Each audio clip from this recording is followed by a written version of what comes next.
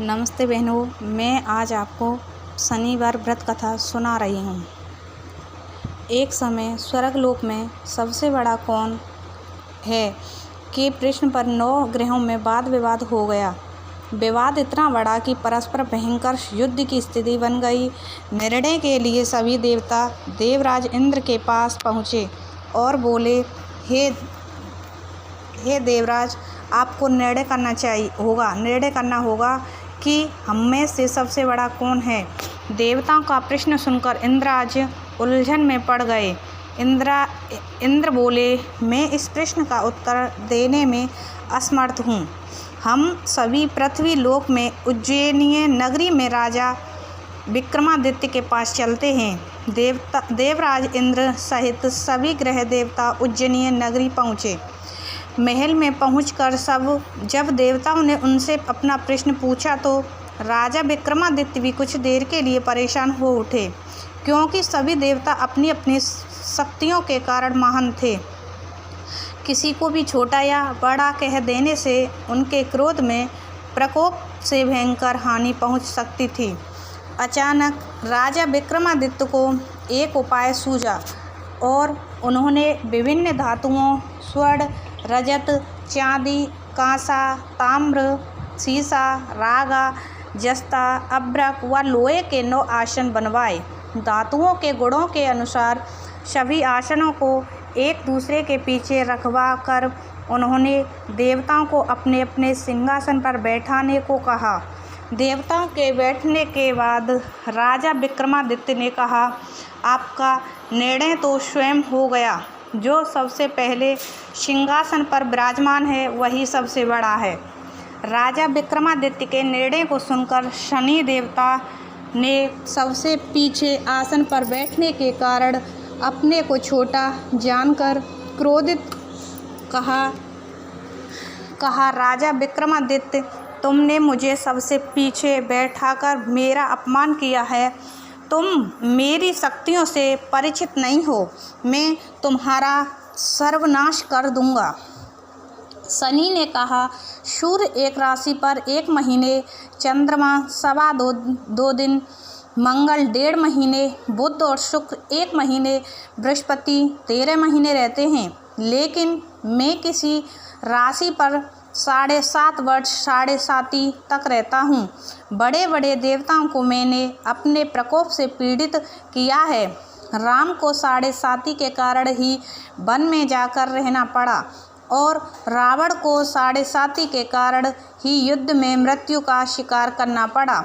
राजा, अब तू भी मेरे प्रकोप से नहीं बच सकेगा।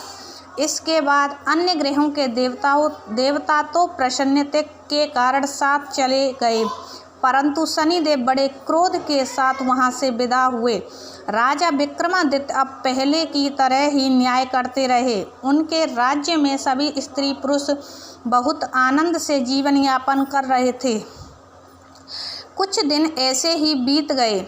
उधर शनि देवता अपने अपमान को भूले नहीं थे। विक्रमादित्य से बदला लेने के लिए एक दिन शनिदेव ने घोड़े के व्यापारी का रूप धारण किया और बहुत से घोड़ों के साथ उज्जैनी नगरी पहुँचे। राजा विक्रमादित्य ने राज्य में किसी घोड़े के व्यापारी के आने का समाचार सुना तो अपने अश्वपाल को कुछ घोड़े खरीदने के लिए भेजा। घोड़े बहुत कीमती थे। अश्वपाल ने जब वापस लौटकर इस संबंध में बताया तो राजा विक्रमादित्य ने स्वयं आकर एक सुंदर व शक्तिशाली घोड़े को पसंद किया।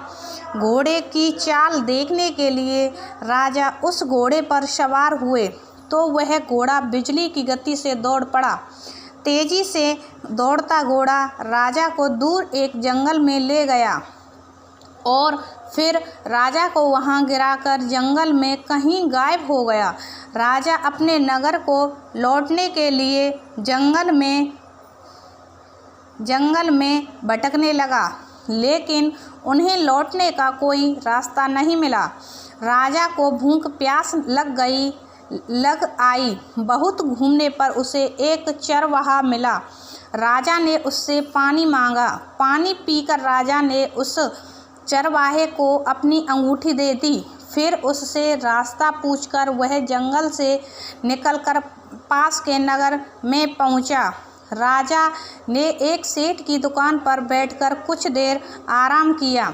उस सेठ ने राजा से बातचीत की तो राजा ने उसे बताया कि मैं उज्जैनी नगरी में आया हूँ। राजा के कुछ देर दुकान पर बैठने से सेठ जी की बहुत बिक्री हुई। सेठ ने राजा को बहुत भाग्यवान समझा और खुश होकर उसे अपने घर भोजन के लिए ले गए। सेठ ने घर में सोने का एक हार खूंटी पर लटका हुआ था। राजा को उस कमरे में छोड़कर सेठ कुछ देर के लिए बाहर गया। तभी एक आश्चर्यजनक घटना घटी। राजा के देखते देखते सोने के उस हार को खूंटी निकल गई। सेठ ने कमरे में लौटकर हार को गायब देखा तो चोरी का संदेह राजा पर ही किया, क्योंकि उस कमरे में राजा ही अकेला बैठा था।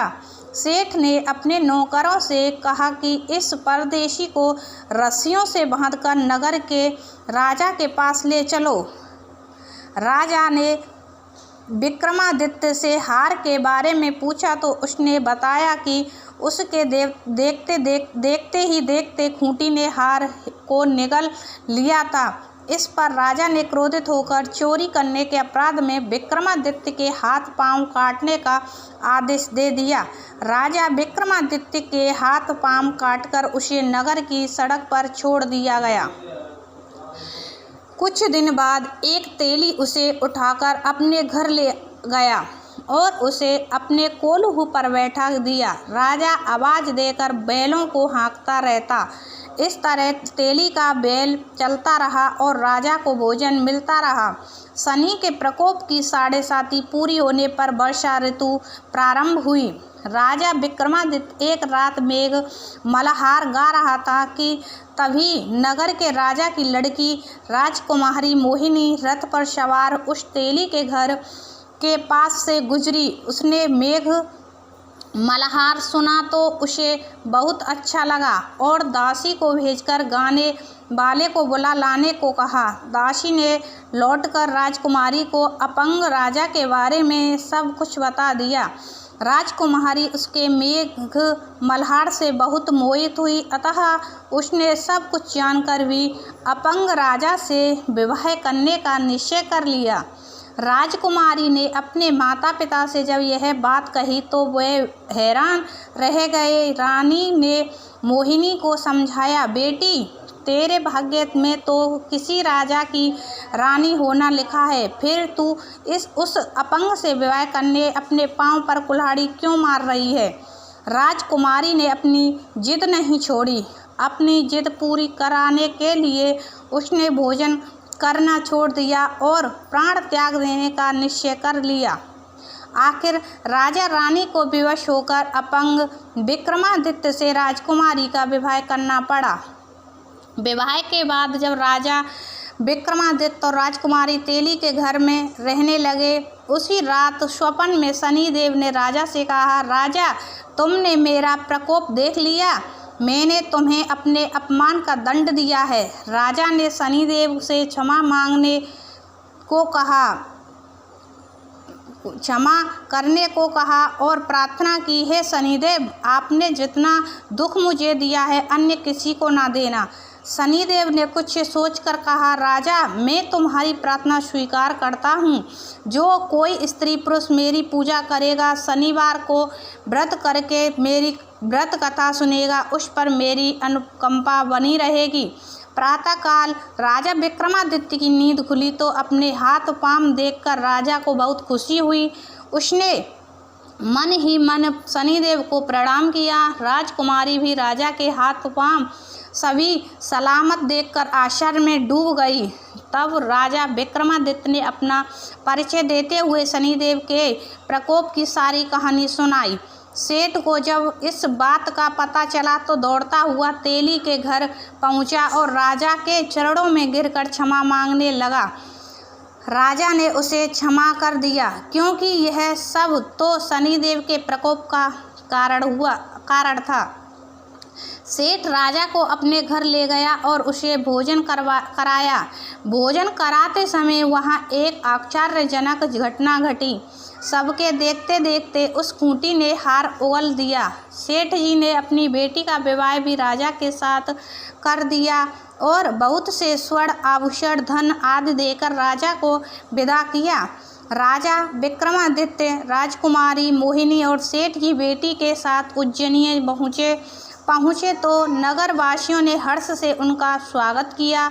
अगले दिन राजा विक्रमादित्य ने पूरे राज्य में घोषणा कराई कि शनिदेव सब देवों में सर्वश्रेष्ठ हैं।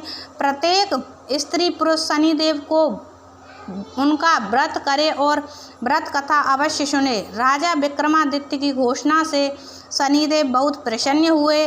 शनिवार का व्रत करने और व्रत कथा सुनने के कारण सभी लोगों की मनोकामनाएं शनिदेव की अनुकंपा से पूरी होने लगीं। सभी लोग आनंद पूर्वक रहने लगे। बोलो शनिदेव महाराज की जय।